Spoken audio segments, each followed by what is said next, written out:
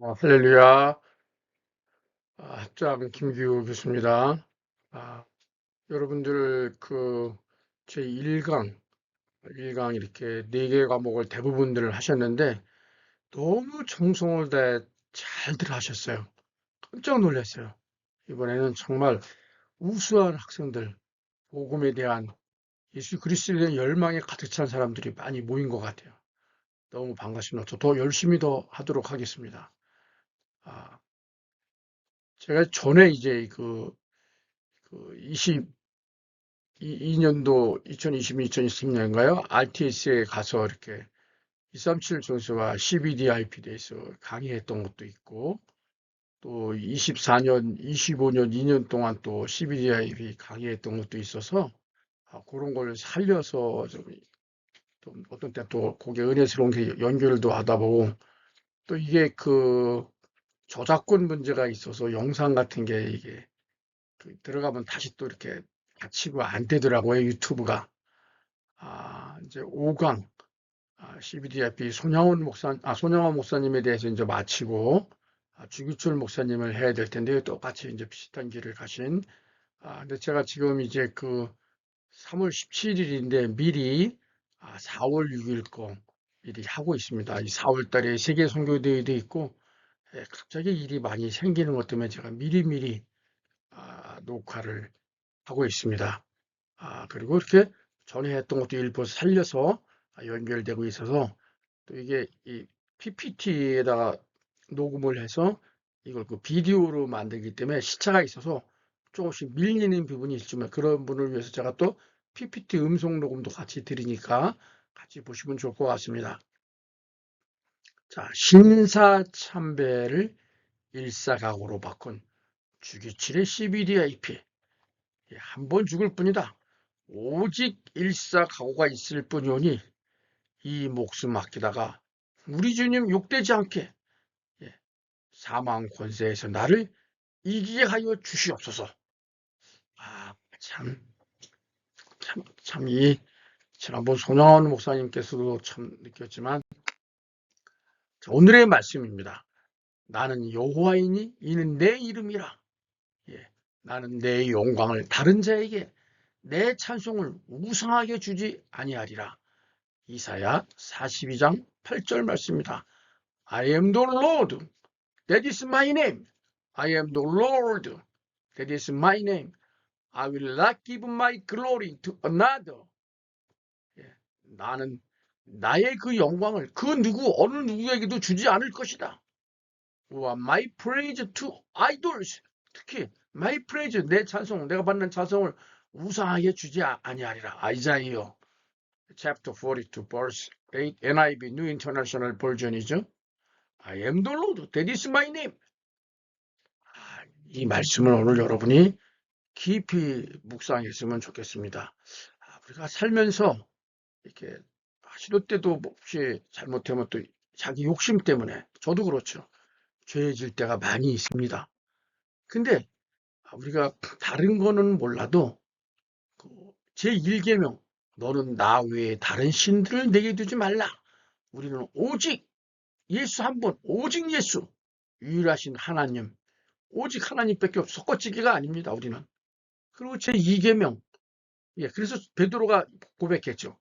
다른 이로서는 구원을 받을 수 없나니 천하 인간 중에 구원을 받은 다른 이름을 우리에게 주신 일이 없음이라 하였더라. 그죠?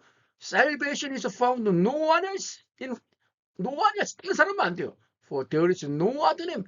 거기에는 다른 이름이 없다죠. Under heaven given to man. By which we must be saved. 하늘이 우리에게 사람에게 주어진 we must 우리가 반드시 구원을 받으려면 오직 예수 다른 이름은 없죠. 오직 예수 다른 이름은 없네. 주 이름만 영원히 이사야 보면 나는 여호와라. 나 외에 구원자가 없느니라. Even I am the Lord, and apart from me, there is no savior. There is no savior. There is no salvation. There is no another name. 그렇죠? 제2계명 볼까요? 너를 위하여 새긴 우상을 만들지 말고 또 위로 하늘에 있는 것이나 아래로 땅에 있는 것이나 땅 아래 물속에 있는 것에 어떤 형상도 만들지 말며 그것들에 절하지 말며 그것들을 섬기지 말라. 여러분 소냐원 때도 봤지만 중학생이 신사참배 아니 전화 안 하니까 태교당하잖아요. 참 정말 상상도 할 수 없는 일을 예, 이 손바닥에 뭘 쓴다거나 10계명, 1계명, 2계명 제가 이 데일리 25에 한 1, 2주 단위로 기고를 하거든요. 복음 지식무사의 세상 보는 눈 제4회 신을 사칭한 독재자들의 최후 The end, the last of dictator who pretend to be God. pretend to 하면 투어치는 지가 하나님이 아닌데 하나님 해는 척하는 거죠.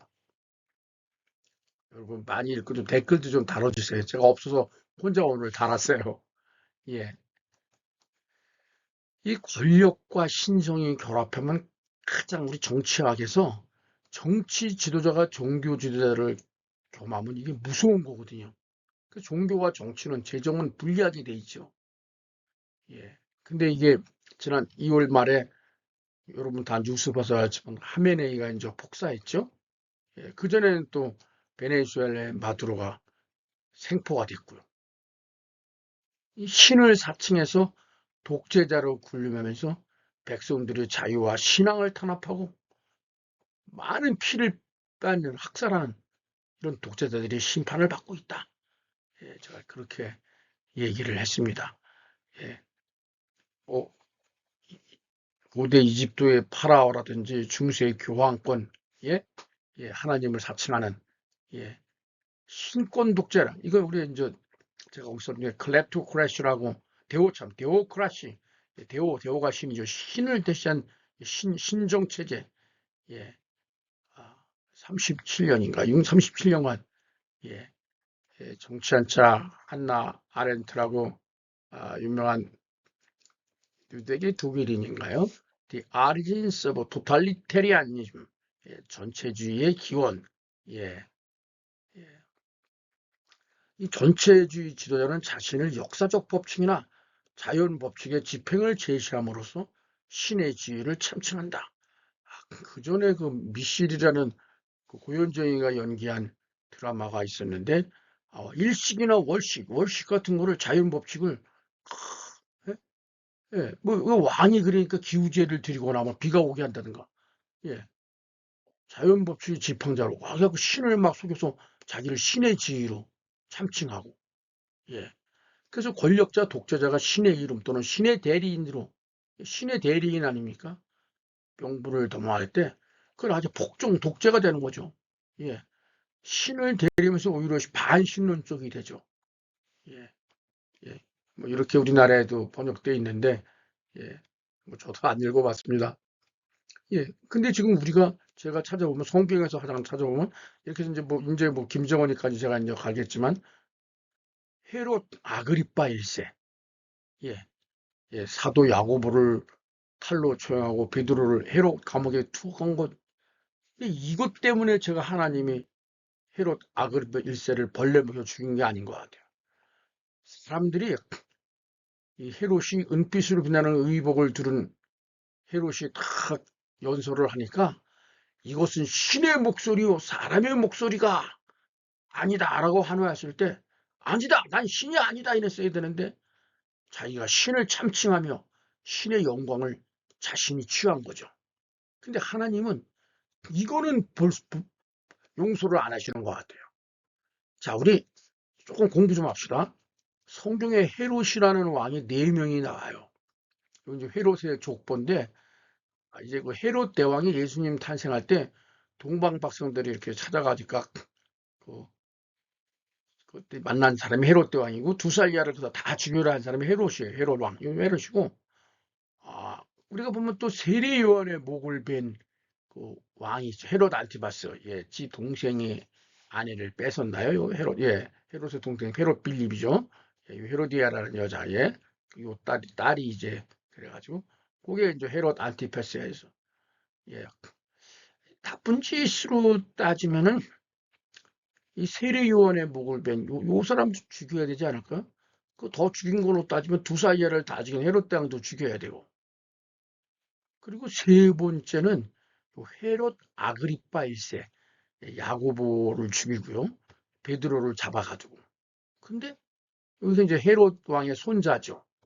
벌레가 먹여서 죽게 되죠. 그리고 이제 바울이 신문당할 때 아그리파 왕이요. 하여튼 그 사람이 이제 헤롯 아그리파 2세죠. 이게 또 아들이 1세, 2세. 근데 전에도 전에 나중에 또 이제 제가 요세푸스 얘기, 지난번에 제가 이제 지난 학기 강의할 때 그 성경과 세계사 할 때 요세푸스 얘기했는데, 예. 요세푸스는 헤롯이 빛나는 의상을 보고 자신을 신으로 부르는 군중의 찬사를 기쁘게 받아들인 후 독수리가 자신의 머리 위에 앉는 걸 봤다. 예. 독수리가 이제 이게 뭐 권력을 상징할 수도 쪼아모는 걸 수도 있고, 이를 불길한 조짐으로 여겼으나 곧바로 극심한 복통이 엄습했다. 5일간 내장이 썩어들어가는 고통 속에 신음하다가 사망했다. 성경은 바로 하나님의 심판이죠. 헤롯이 영광을 하나님께로 돌리지 않으므로 주의 사자가 고치니 벌레에게 먹혀 죽이니라. 예. 이게 신학적 의미는 더욱 심오하죠. 온 유대를 호령하던 절대 권력자가 가장 미천한 피조물 하나를 이기지 못하고 쓰러진 거죠. 예, 하나님은 있기만 하라. 그렇게 하실 수가 있는 거죠. 충분히. 그래서 제가 얘기했지만 제 판단으로 보면 이 두 살 이하를 다 죽인 헤롯 이놈이 제일 먼저 죽어야 될 것 같아요. 벌레 먹어 죽어야 될 것 같고, 또 세례 요한의 목을 뱉고 또 지 동생의 아내를 뺏어간 요 헤롯 안티파스 요 놈이 또 죽어야 갖고, 예, 물론 이제 야구 중이니까 이놈도 죽어야 되지만 하나님의 영광을 가로채니까 하나님이 바로, 예, 여기도 뭐 바울 시면 다 저기 새로 네 놈이 다 좋은 놈들은 아니에요. 예, 그러니까 저희가 보는 기준과 하나님이 보는 기준이 다른 거예요. 이런 걸 많이 느껴요. 하나님의 마음에 합한 사람 데이빗. 자, 이거 글씨가 일부러 그리게 나오고. 하나님의 마음에 합했을까요, 다윗이? 이 지금 제가 볼 때 이 사람 누구 같아요? 다윗? 아니, 제가 볼 때는 우리야 장군이 이 뜰에서 성전 뜰에서 자는 것 같기도 한데, 예, 자기 마누라는, 예, 지금 이거 누가 그린 화가가 그린 그림에 바세바는 발을 이 웨스트민스터 소요리 문답이라는 유명한 책이 있어요. 우리 기독교의 모든 원리를 이 짧은 문답으로 해서 만드는 그게 제일 첫 번째 문답이요. 사람의 제일 되는 목적이 무엇입니까? 물어보면 답하는 게 사람의 제일 되는 목적은 하나님을 영화롭게 하는 것과 영원토록 그를 즐거워하는 것입니다. 웨스트민스터 쇼트 카테키즘. 예, 카테키즘이라는 게 이제 짧은, 예, 문답으로 엮어진 걸 카테키즘이라고 그러거든요. 소요리 문 이렇게 나왔네요. 예, 성경 구절도 있고요. 그래서 여기 이제 손영원 목사님도 그렇지만 10계명 1, 2계명을 지키고 오직 하나님만을 영화롭게 하면서 절대 배신하지 않는 그런 순교자의 삶, 순교하더라도, 예, 그런 삶을 사는 것이, 예, 가장 또 우리가 잘못 많이 할 수 있죠. 뭐 다윗이야말로 잘못 많이 했는데 10계명, 1계명, 2계명 하나님을 절대 배신하지 않고, 예, 하나님의 이름을 망령되게 하는 골리앗이라는 게 담대히 나갔잖아요. 그래서 좀 조심스러운 얘기인데, 아, 우리가 살면서 이렇게 물론 그런 것도 죄를 안 지면 제일 좋죠. 그렇지만 하나님 입장에서는 이걸 더 중시한다. 예, 그래서 예, 그런 생각을 해봤습니다. 아, 여러분들이 이렇게 주기철 목사님에 대해서 더 많이 아시려고 그러면은 순교자 주기철 목사 생애라는 진달래 필 때 가버린 사람, 요런 책이 있고요. 예, 순교자 주기철, 상하. 저 진짜 대동강화 우리와 함께 울자는 이 책 읽고 거의 눈물 없이 읽을 수 없더라고요. 여러분 기회가 되시면 요 책보다는 요 책, 순교자 주기철 상하를 구해서 읽으시면 좋을 것 같습니다. 손양원 목사님뿐만 아니라 이 주기철 목사님에 대해서는 CTS에서도 이렇게 일사각오로 이렇게 했었고요. 예, 특히 그 KBS에서 이 드라마로 오직 믿음 하나로 일제에 맞서 싸운 목사, 죽음과 맞바꿔가며 신념을 지켜낸 일사각오 주기철. 아, 요게 저 다큐. 근데 요것이 이제 영화로도 이렇게 일사각오 영화로도 이렇게 주기철은 악마의 제국에 맞서 인류의 양심을 지킨 평화의 사도다. 예, 다음 장면 예고편인데 한번 보시죠. キリスト教は朝鮮土地において神のような存在である。 산정형교회 신도들은 절대로 신사참배를 해서는 안 됩니다. 朝鮮人において兵器は義務というより特権である。天皇の国のために死を覚悟することに感謝しなければならない。 이웃 나라를 무력으로 침략한 자들 치고 멸망하지 않은 나라를 역사적으로도 본 적이 없소이다. 칼날이 나를 기다리고 있느냐? 내가 그 칼날을 향해서 나아가리다. 내 앞에는 오직 일사각오의 길만 있을 뿐입니다. 한번 주기철 목사님 일사각오의 삶 살펴보겠습니다. 데서만 보시면 되겠습니다. 주기철 목사님은 1890년 1944년까지 일제의 치하에서 신사참배를 반대하고 믿음과 신앙의 정조를 지키기 위하여 목숨도 두려워하지 않고 순교한 한국교회의 정말 위대한 목사님이시죠.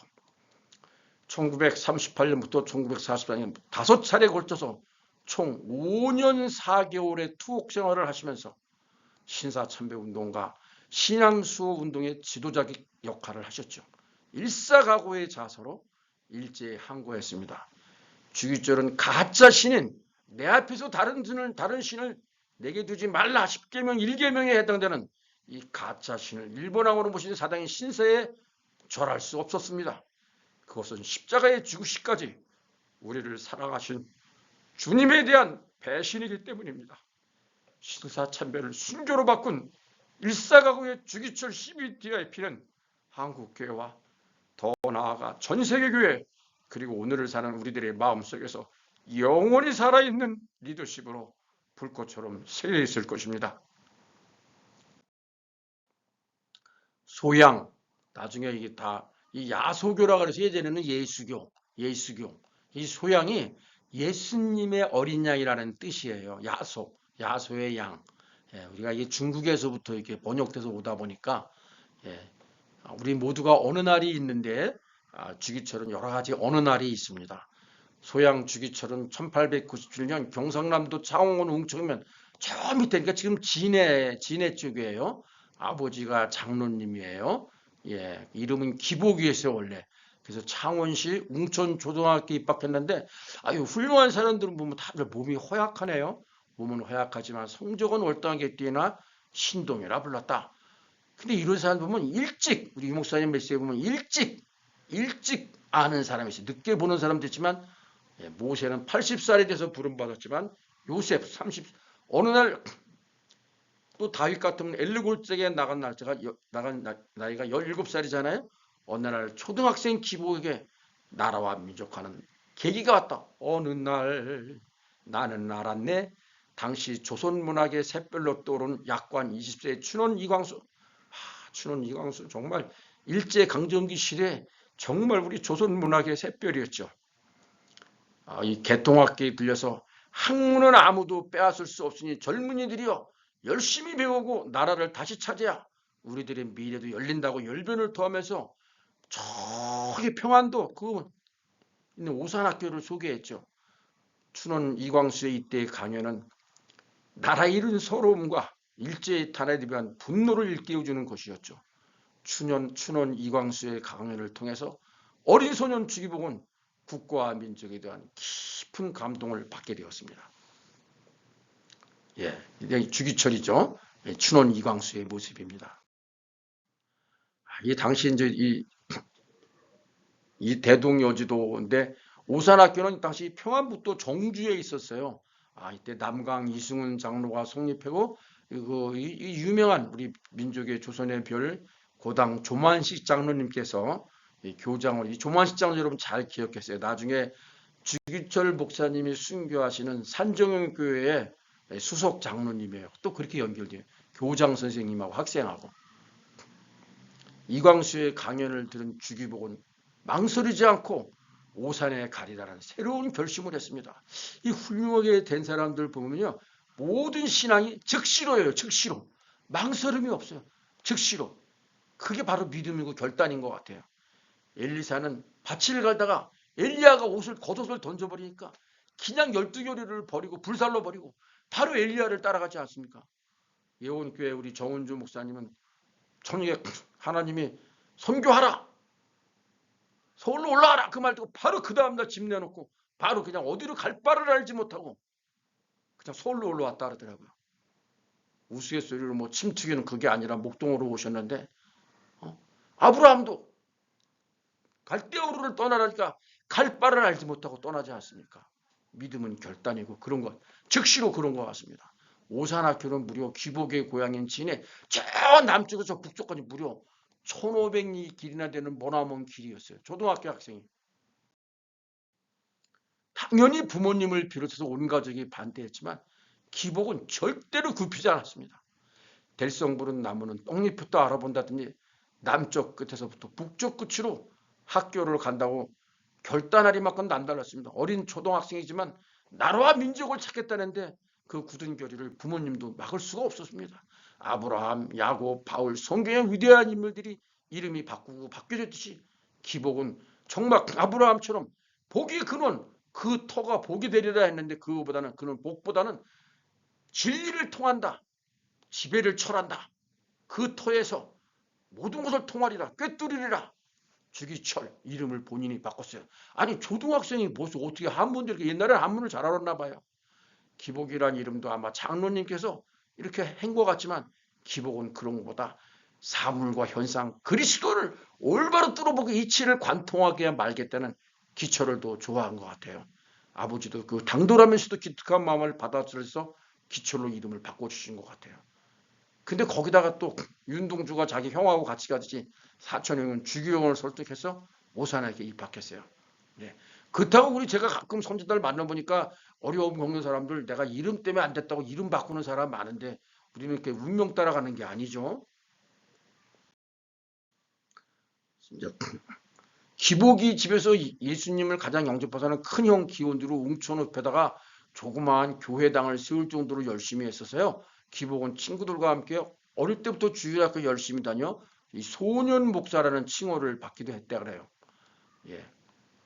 오산학교에 진학한 주기철은 그곳에서 이승훈 장로, 교장 선생님 조만식 장로, 유용무 선생 같이 민족의 선각자들의 지도하에 일제에 저항하는 민족 정신 그리고 기독교 신앙교육을 받게 됩니다. 오산 교정에서 세 가지를 첫째는 애국사상을 배우고 둘째는 신앙을 배우고 셋째로 민족 정신을 배웠습니다. 그에게 있어서 오산학교에서 학창시절은 기독신앙인으로서 일제에 저항하는 것이 민족과 교회에 어떤 의미를 가지는가 하는 것을 깊이 생각하며 깨닫는 계획이 됐습니다. 민족과 교회, 나라와 믿음, 영성과 전문성, 믿음과 실력, 주기철을 관통하는 키워드가 되어가고 있었습니다. 이 주기철 목사님에 대한 그 간증과 자료 때문에 제가 이 학위 논문을 좀 많이 봤는데, 주기철 목사님의 CBDIP를 감히 제가 어떻게 생각할 수 있겠습니까? 여러 가지로 주기철 목사님 신학 사상을 논하는 것 자체가 신학도 전공하지 않은 저에게는 제약이 있을 수밖에 없습니다. 우선 주기철 목사는 그 자체가 신학자가 아니었고 목회자였고 목회자로 생을 끝난 분입니다. 그래서 따라서 한 목회자의 신학 사상을 도출해내는 것은 용이한 일이 아닙니다. 그 목회라 할지라도 목회자라고 알 수 있는 설교집이나 수상집, 편지, 논문, 일기장들이 많으면 그런 데서 사상을 엿보고 분석할 수 있지만, 주기철 목사님은 자신이 설교집을 낸 일도 많은 그런 일도 쓴 일도 없이 생을 마쳤기 때문에 알 수가 없습니다. 다만 그의 생애를 적은 몇 권의 전기와 단편적인 주기철 목사님의 그에 의존할 수밖에 없습니다. 가버넌트. 그래서 저는 도대체 주기철 목사님의 언약이 뭔지 알 수가 없습니다. 그러나 키워드로 보면 하나님, 교회, 민족, 나라, 교회와 민족, 하나님과 나라, 이 두 개의 키워드가 주기철을 관통하는 언어였습니다. 주기철 목사님은 일주일 같으면 7할 70%를 설교와 기도에 하라 했습니다. 오직 설교 준비하고 기도하는 것. 7분 설교 기도, 2분 신방, 1분 사모. 목회하시는 분들을 주기철 목사님을 생각해도 될 것 같아요.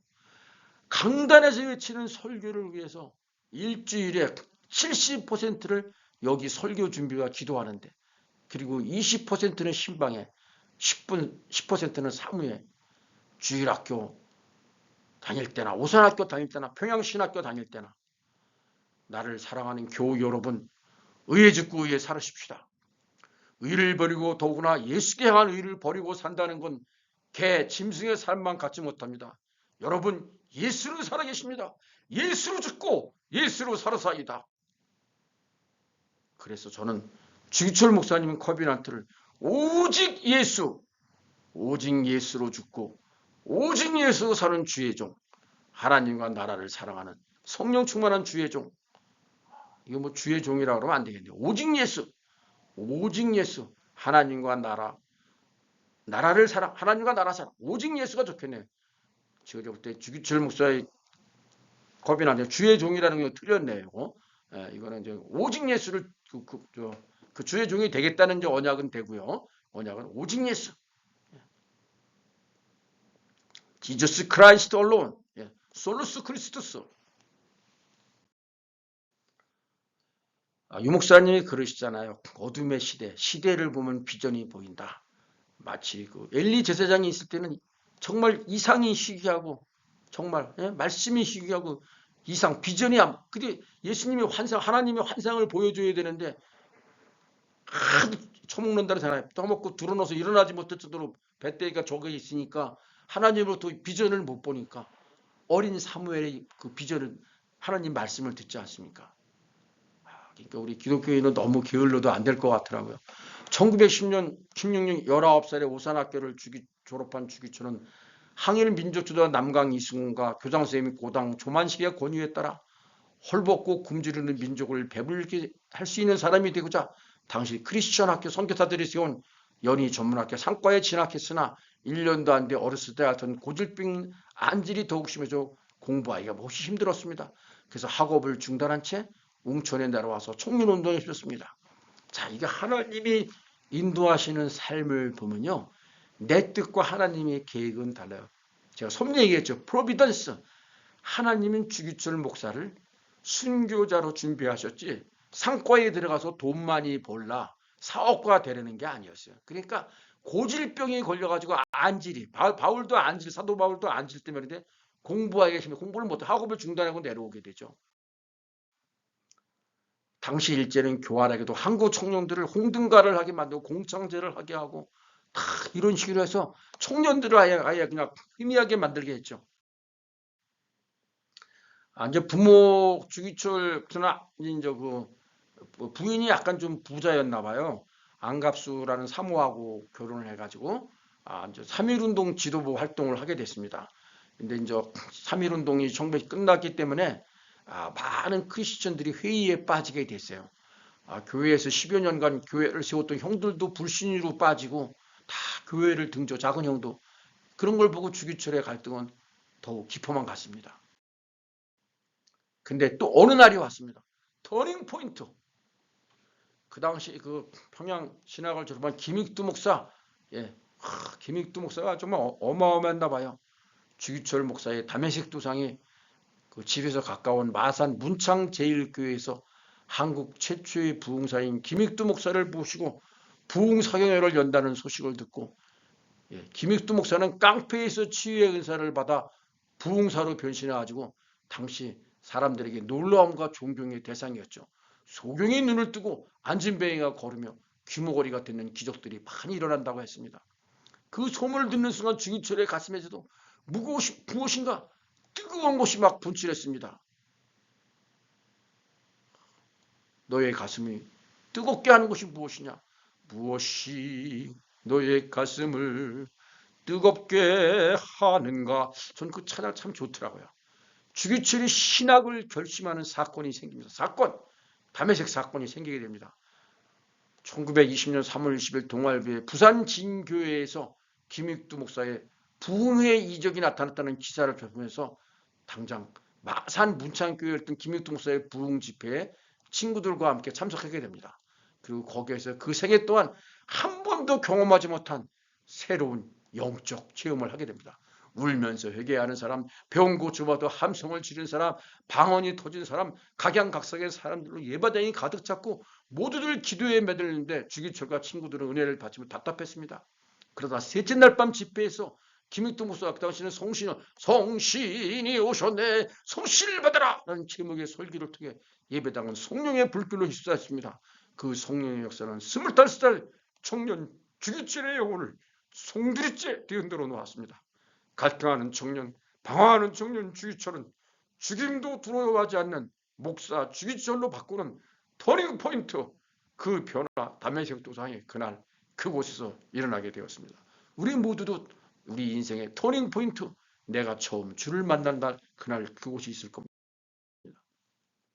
장님이 눈을 뜨게 만드는 것은 내가 아니라 예수님이요, 귀머거리가 귀가 뚫리는 것은 내가 하는 일이라 예수님의 이름으로 성령이 하시는 일이요, 마음이 가난한 자는, 마음이 청결한 자는 지금 이곳에서 역사는 하나님을 볼 것이라. 김익두 목사님의 이 의침에 주기처럼 어둠 속에서 찾던 그 빛, 허마함 속에서 그렇게 갈망했던 그 존재를 찾았습니다. 하나님의 특별하신 은총과 부르심, 소명, 소명, 사명, 천명 구분 못하는 분 계신 것 같아요. 소는 부르실 소자예요.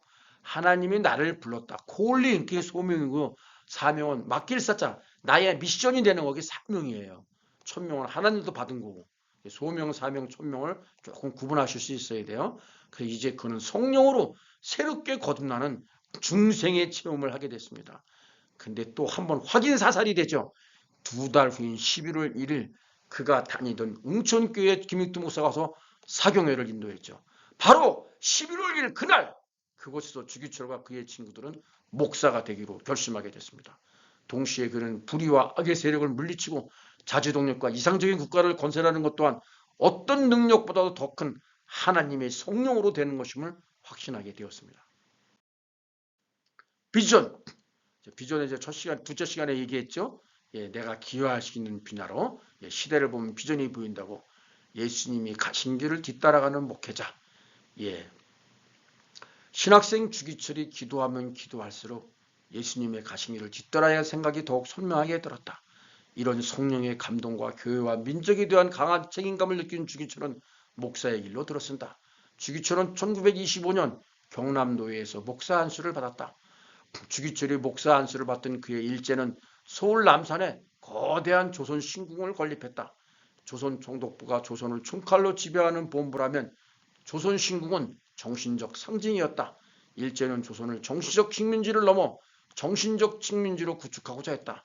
그래서 모든 조선인을 하여금 신사에 절하도록 강요했다. 여러분 이거 제가 좀 상상해서 추정해서 쓴 문장인데 제가 준 그 CBDIP 이북 그걸 좀 보십시오. 예수님이 가신 길을 나도 뒤따라갈 수 있을까?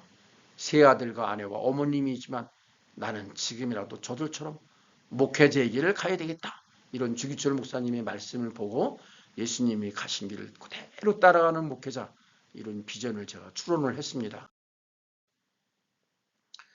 원래 이게 이 정치 권력이 가장 강력한 통치체제는 이 정치 지도자가 종교 지도자를 겸하는 이걸 신정체제라 그러거든요. 데오크라시. 이 북한은 사실은 가짜신, 사이비 신이며 사이비 왕이에요. 근데 일본도 마찬가지. 일본 왕을 사이비 신이로 바꾸려는 거예요. 신이로 되면은 칼이 하나도 없어. 이 독재 체제는 총과 칼로 지배가 되거든요. 총과 칼. 칼과 붓. 다 붓이 신이 되면 칼이 하나도 필요 없어요. 로마 교황이 예수님이 칼 가지고 지휘합니까? 이런 암울한 시기에 주기철은 목사의 길을 얻게 되는데, 특히 민족 정신인 오산학교에서 민족과 신앙 두 가지 키워드로 자란 주목사에게서 하나님이 아닌 일본 신사에 절하는 건 10계명 중 제1계명을 배반하는 행위였죠. 주목사는 예수님처럼 자신에게 철저했을 뿐 아니라 하나님을 사랑하고 이웃을 사랑하라는 제일 되고 첫 번째 되는 계명을 솔선수범해서 따랐습니다. 그래서 그 주기철 목사는 예수님이 가신 길을 뒤따르는 참된 주의 종요 목회자가 되고자 했습니다. 하나님과 나라를 사랑하는 성령 충만한 목회자의 언약 위에 예수님이 가신 길을 뒤따라가는 목회자라는 비전이 당시 시대 상황과 배치되면서 주목사의 앞길은 가시밭길이 예상됐습니다. 주목사님의 목회 철학은 성경과 기도, 말씀과 기도 중심의 목회. 논문을 제가 보니까 주기철 목사의 생애는 철저히 성경과 기도 중심의 신학으로 일관했다. 그의 생활은 성경과 기도에서 시작되었고 성경과 기도로 살았고 성경과 기도로 끝맺었다. 하루의 시작을 성경과 기도로 시작하고 잠들 때 성경과 기도로 끝내. 정말 요새 말하는 성경 말씀 24, 기도 24죠.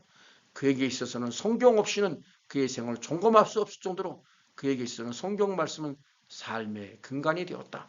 성경 말씀에 철저하지 않았다면 그의 목회도 순교도 있을 수 없을 것이다.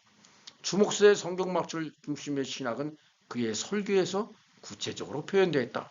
김인소 목사는 주목사의 목회는 설교에 주력하였다고 하면서 그의 설교 중심의 목회를 다음과 같이 표현했다. 설교 중심의 목회. 정말 주일날 목사님 메시지 하나만 거기에 은혜만 받아도 그렇죠? 메시지. 7분 설교에 2분 신방, 1분 사무. 그러니까 7화를 설교, 주일 지나고 월요일부터 다음 주일 설교를 준비하기 시작해서 금요일에 마치고 금요일과 토요일은 준비한 설교를 위해 기도했습니다. 저는 이게 교수고 때문에 이제 이렇게 원고가 되면 하는데 목사님들은 더 힘들어요. 원고가 다 돼도 이틀 동안 준비한 설교 기도해야 돼요.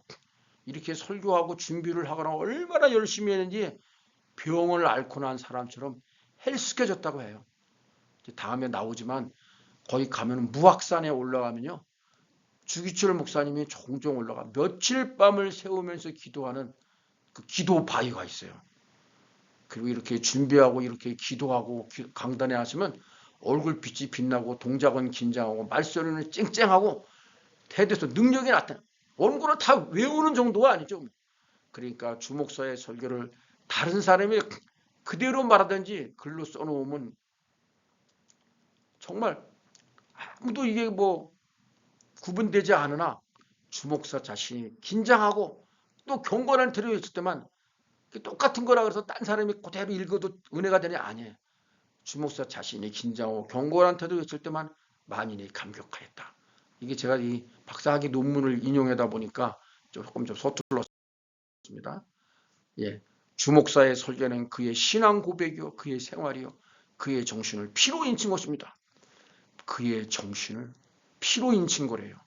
그래서 그는 비상한 고심과 정성으로 설교 원고를 작성하고 나서 산에 가서 철야 기도를 하고 이슬에 젖은 몸으로 새벽에 집에 돌아올 때가 한두 번이 아니었다. 주목사의 설교가 힘있고 성도들의 마음을 움직일 수 있었던 것은 그의 기도가 뒷받침되었기 때문이다. 원고도 말씀도 잘 정리했지만 기도 없는 설교는 사람들의 마음을 움직일 수 없다는 평범한 진리를 우리에게 다시 한번 알려주고 있다. 주일 아침이 되면 주목사는 하나님의 말씀을 전하게 되는 감사함으로 말할 수 없는 기쁨과 희열을 느꼈다고 한다. 저도 조금 알 것 같아요. 저도 지금 굉장히 기쁘고 희열이 있거든요. 주목사의 목회 원칙은 신방보다 성도들 하나하나 관계하는 것보다 설교에 집중되어 있었다. 이런 신방보다는 교인들 하나하나를 하나님의 말씀으로 잘 먹임으로써 그 영혼이 성장하고 그 삶의 질이 기름질 수 있다는 확신에서 비롯된 것이죠. 그의 말씀의 핵심은 성경 중심으로 자연히 무섭게 죄를 책망하고 또는 강한 소망과 새로운 힘과 용기를 주는 그런 것이었다. 그렇죠. 주목사님은 통상 다음 주일의 설교를 주로 월요일 새벽 기도를 통해 구성하고 이 기도를 하면 하나님이 지혜를 주셔. 저도 그런 것 같아요. 기대를 주시는 그리스도 안에 지혜와 지식의 보화가 다 감춰져 있잖아요. 구성하고는 이 설교 자료를 수집하여 각 대지들을 큰 대지들을 만들어 묵상하고 목요일에 그리고 난 다음에 기도하면서 대지들만 구성한 큰 줄기만 구성하고 목요일에 설교 원고를 집필하고 설교 원고를 집필하는 날에 일체 외출도 하지 않고 교인들의 방문도 상고하도록 온종일 설교 원고를 작성하게 했죠. 그렇게 설교 원고를 만들면 토요일 밤까지 계속 기도하면서 거의 암송하다시피 하여 주일 강단에 올라가서 혼신의 힘을 다해 설교했다 그러죠. 그는 1시간 설교에 어마어마한 시간을 준비 소요를 했고 설교를 할 때는 언제나 첫 설교를 하는 것처럼 조심스럽게 가다듬었으며 주일날 설교를 은혜지게 끝마치기에 늘 아침을 금식했다고 합니다. 참.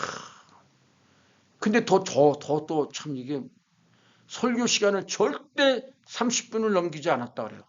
준비한 설교가 남아있어도 더 이상 설교가 준비하지 않고 적당히 마무리 짓고 설교를 끝냈대요. 30분을 절대로 안 넘었대요. 저도 조금 이따 30분 넘으면 이제 안 하고 다음 주에 할게요.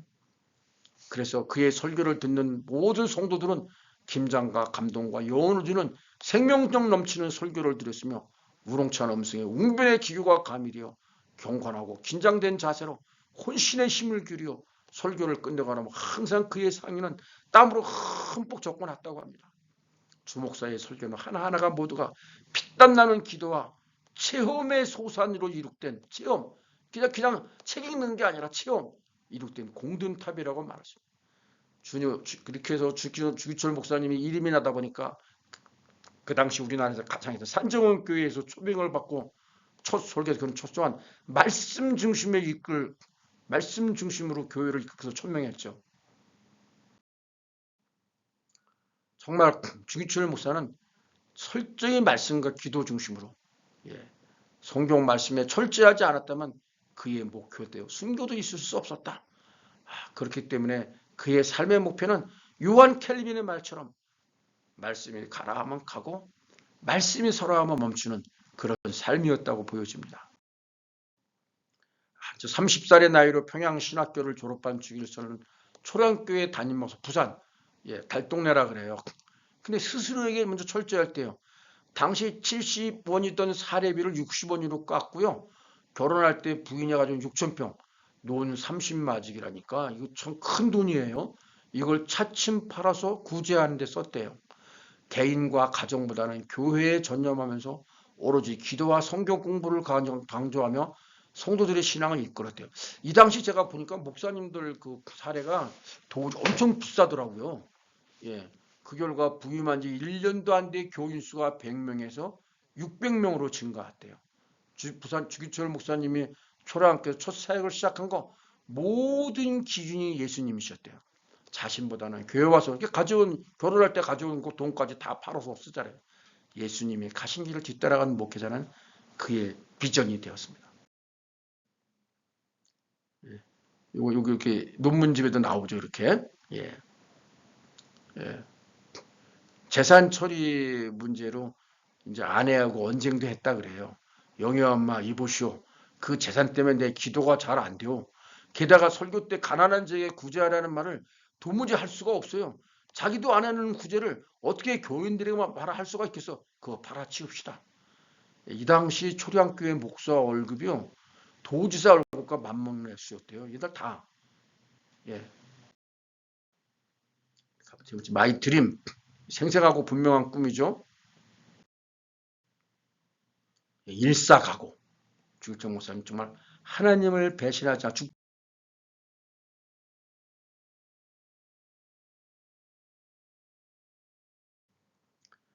마산 제일문창교회로 갔어요.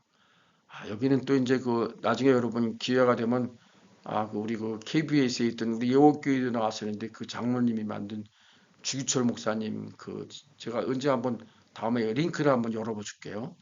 예, 여기 무악산에 저 꼭 가보고 싶은데 못 갔어요.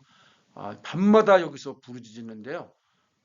정말 주 목사님의 설교는 교권이든 권력이든 불이라고 판단하면 주저없이 비판해 버리니까 일제에 억눌린 사람에게는 마치 가뭄의 단비 같았대요.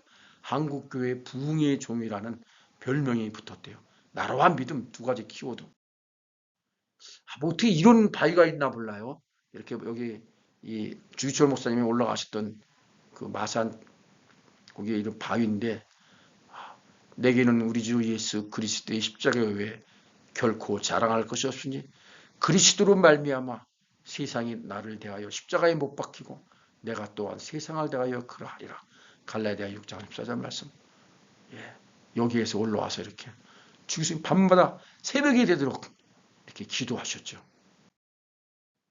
예, 여기 이제 어떤 작가가 올라갔더라고요. 일본 사람이 주기철 목사를 연구하기 위해서 이렇게 했더라고요.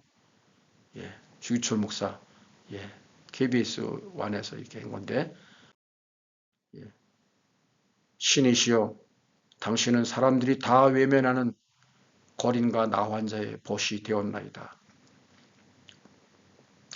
존귀하신 당신이 그토록 낮아지셨으니 비천한 저는 어디까지 낮아져야 하겠습니까? 당신이 제자들의 발을 씻기셨으니 나는 나환자의 발을 핥게 하여 주시옵소서. 모든 사람의 발 앞에 짓밟히는 먼지와 티끌이 되게 하여 주시옵소서. 주기철 목사님의 손자들이더라고요. 또 목사님이 됐더라고요. 예, 이거 지금 음질이 안 좋아서 다음 시간에 더 연결해서 하겠습니다. 주기철 목사님한테는 오남 밀력의 자녀가 있었고요.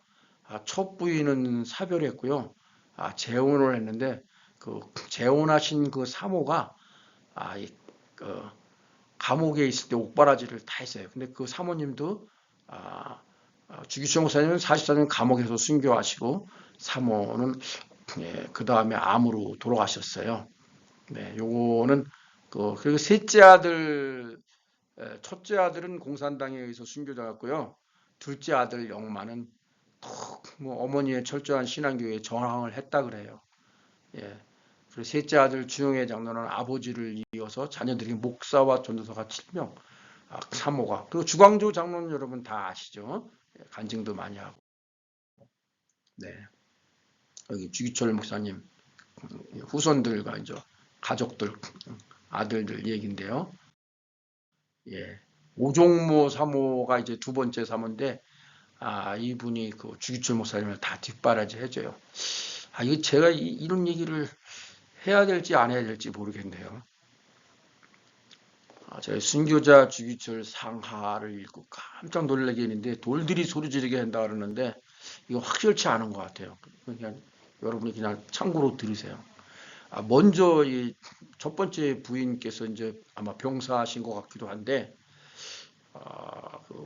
그 책과 저 개인적인 소견에 의하면은 마치 라헬이 요셉에게 어울리지 않으니까 베냐민을 낳으면서 하나님이 불러가듯이 첫 번째 사모가 주기철 목사님 순교에 조금 이렇게 방해가 됐던 것 같습니다. 그 시어머니도 참 열심히 공경하는 정말 효부였다 그래요. 그렇게 되니까 주기철 목사님 순교를 안 된다 그런 거죠. 어머니가 살아계신데 어떻게 죽냐 이거죠. 근데 어떻게 이상하게 시름시름 병에 걸려서 소천하시게 돼요. 그리고 주일학교 학생 때인가 교사 때부터 주기철 목사님을 그저 너무 사모해가지고 시집도 안 가고 그냥 과부로 늙어 있는 오종모 노처녀가 있는데 사모가 돌아가시니까 루시 그냥 보아스에 가듯이 주기철 목사님 댁 가가지고 자기가 아내가 되겠다고 해서 오종모 사모가 아내가 되면서 막 뛰밀어요. 순교로. 목사님 견디셔야 한다고. 그러니까 뭐 이게 원래 딴 데 보면 어머님은 신앙이 좋은 것처럼 했는데 아들이 순교하는 거 보고 아무리 어떤 신앙이 좋은 뭐 더 죽어라 그러는 사람이 있습니까? 그러니까 막 며느리를 많이 미워했다 그래요. 아들을 그냥 죽게 만드는 적이라고. 그 피고름 다 옥바라지 하면서. 그 본인도 암에 걸려서 주목사님 순교하시니까 그 다음에 북한에서 많이 회유했다 그러더라고요. 근데 그거 반대하고 그냥 돌아가시더라고요. 그러니까 우리가 돌들로 소리 지르는 게 하나님 입장에서 하나님이 쓸모없다고 생각하면 불러가시는 것 같더라고요. 제가 참 이 주기철 목사님 상하 보고 엄청 많이 울었어요.